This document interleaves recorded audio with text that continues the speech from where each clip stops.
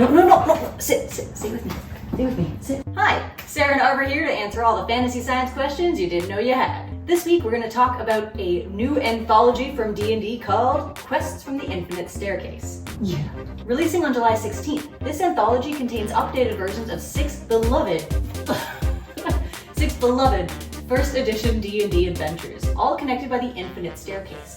An endless staircase demi-plane that contains doors to all the different planes of the D&D multiverse. Come back here. Arbor, come back here. Come back here. Oh, she has all the treats. Come here. You understand? Okay. In this anthology, players are met by a newly minted NPC named Nefas. Nefas is a noble genie who can hear the wishes of everybody everywhere, and he asks adventurers to go into the various planes in order to help grant some of these wishes. Adventurers will head into caves and caverns, lost cities and gardens, and maybe even a spaceship in order to break curses, find lovers, and, fight a monster or two. But can staircases really be infinite? Why do places like this echo so much? And could Arbor survive? Let's find out. Okay. In D&D, the infinite staircase is truly infinite, a perpetually climbing staircase with countless doors leading to any and every plane in the D&D multiverse. And if one of those planes magically existed in 2 dimensions, you might even be able to run into an endless staircase. The Endless Staircase, or Penrose Staircase after the father and son mathematicians who created this design, is an optical illusion of a staircase that appears to ascend or descend forever. The Penroses sent this design to artist M.C. Escher, who was no stranger to illusory stairs. If you look at Escher's 1953 Relativity and 1955 Concave and Convex, you can see he used Schroeder's stairs, an ambiguous design that can be viewed in more than one way. With Schroeder's stairs, it looks like the A wall is closer to you, but if you flip the image upside down, all of a sudden the B wall appears closer. And then in 2020, Kokichi Sugihara managed to create a 3D version of Schroeder's stairs at Meiji University. If you look at his ingenious paper sculpture from one perspective, the red cone appears at the top of the stairs. But if you look at the reflection of that same staircase, the cone actually appears at the bottom of the stairs. This clever design was created with impressive mathematical precision to trick our brains and mess with our sense of reality, since it's actually a completely flat horizontal sculpture.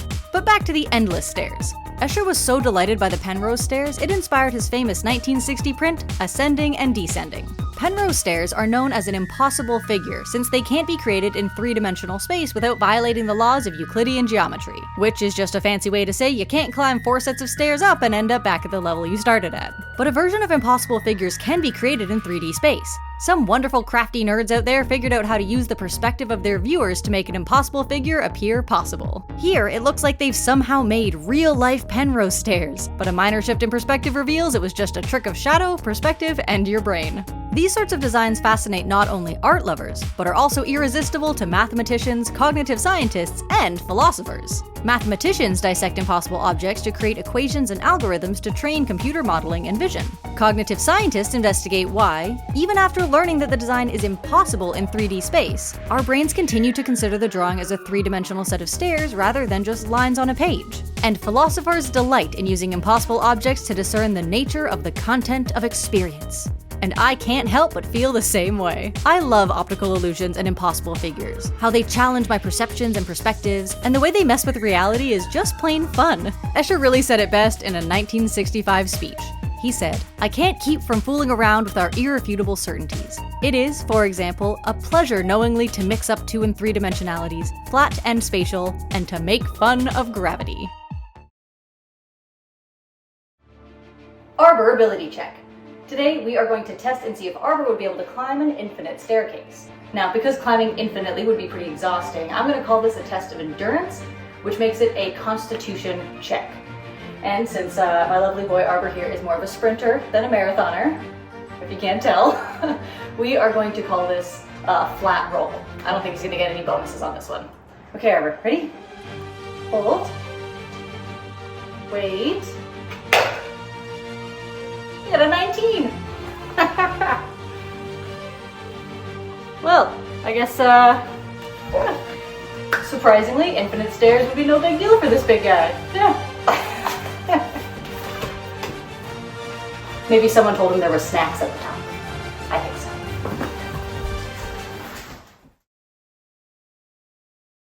so. Woo!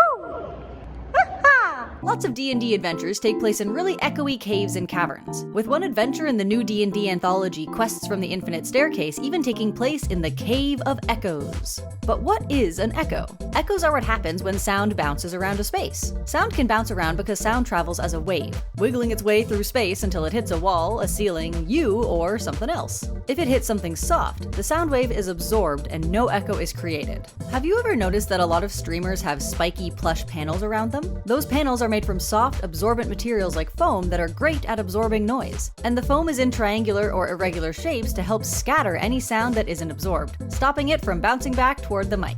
Those streamers want to record nice, clean sound, so they need to limit echoes. But if a sound wave hits something hard, it'll bounce off and create an echo. That's why caves and caverns echo so much. They're big spaces full of big, relatively flat walls made of really hard materials. This is also why places like churches, stairwells, and gorges echo a lot too. So, DMs. Next time your players are trying to sneak around in a big old cave, cavern, or dungeon while laden down with armor, weapons, and familiars, maybe make them roll their stealth with disadvantage. Echoes are cool, wouldn't you know? Echoes are cool, wouldn't you know? Wouldn't you like to see the sound waves go? Looking around here you'd think, well, echoes are pretty cool. Bouncing around, all way up there, up, left, down, right, over there, over here. Looking around here you'd think, man, echoes really are neat. In a cave or a church or a stairway, anywhere that acoustics are good. If what you're seeking are echoes, then just try shouting around where you could. I wanna be where the echoes are.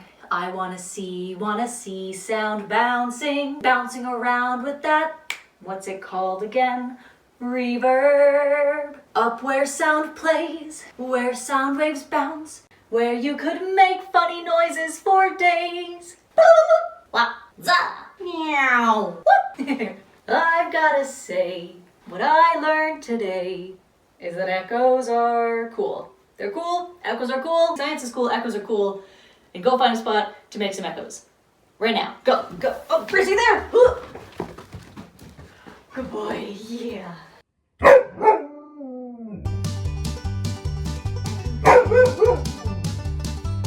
Like to see sound waves go. What?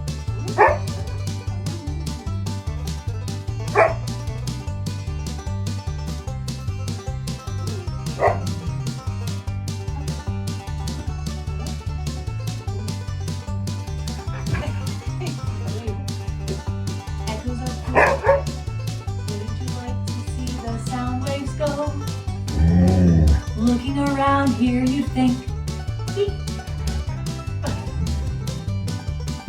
Beep. Oh, very good. Woo. Woo.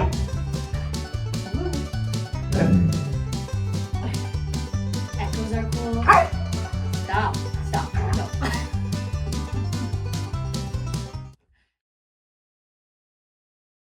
Arbor ability check. Today we are going to check in.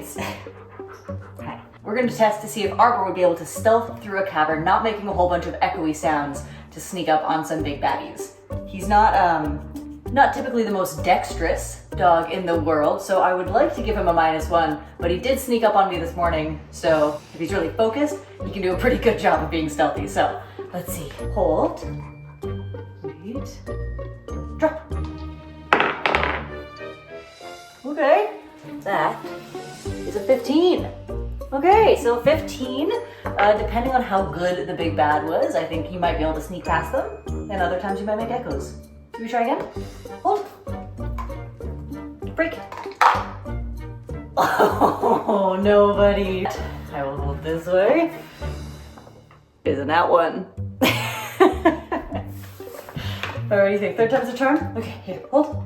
One more time. Wait. Okay, break. Drop.